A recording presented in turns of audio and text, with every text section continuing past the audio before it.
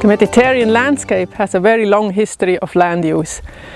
Many areas have been grazed and cropped intensively over centuries.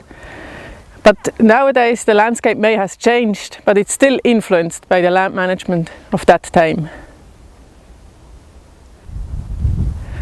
Land management is of course affected by other factors such as climate, geology, vegetation and water.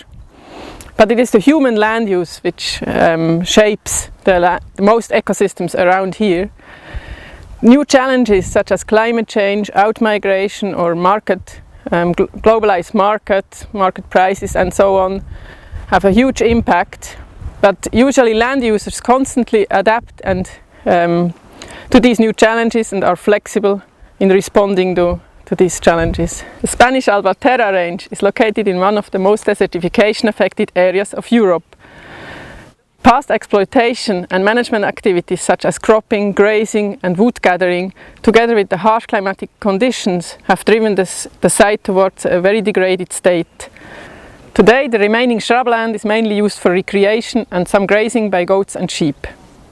The degradation here has reached such a state that it cannot recover by itself anymore after overexploitation and mismanagement have stopped. This can be seen from various signs which are called indicators. Examples for such signs are reduced vegetation cover or changed vegetation species, and this highlights a disturbed water and nutrient cycle and therefore reduced productivity. Another sign are damages further below in the province of Alicante, where they have flooding caused by reduced land cover higher up in the catchment.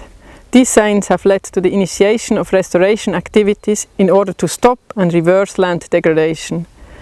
Such activities include the plantation of a variety of tree and bush species in order to match the diversity of landscape patterns within the area. The Albatera range represents an example of a highly degraded area where the state of degradation has reached a level at which restoration costs have become too high for single land users. Only a joint approach from the government, research institutions and land users may lead to restoration success. However, it is often cheaper to invest in prevention or mitigation of land degradation. This requires awareness of land users to interpret the early signs of degradation, as well as flexibility and the means to react. Supporting the land managers in exactly this point is the key to success. Management practices which prevent or mitigate land degradation or restore already degraded land should also be sufficiently robust and flexible to absorb external factors such as climate change. This robustness and flexibility is also called resilience. CASCADE will investigate on such management practices and their resilience. Good practices of land management will be identified and evaluated together with land users and other stakeholders. Learning from other dryland management practices from all over the world, as well as from each other within local stakeholder workshops, will allow to find the most adapted practice for each specific site. Focus will be placed on understanding the cost effectiveness and the sustainability of these practices over time and space. Based on the achieved knowledge from all sites, guidelines will be prepared on best practices.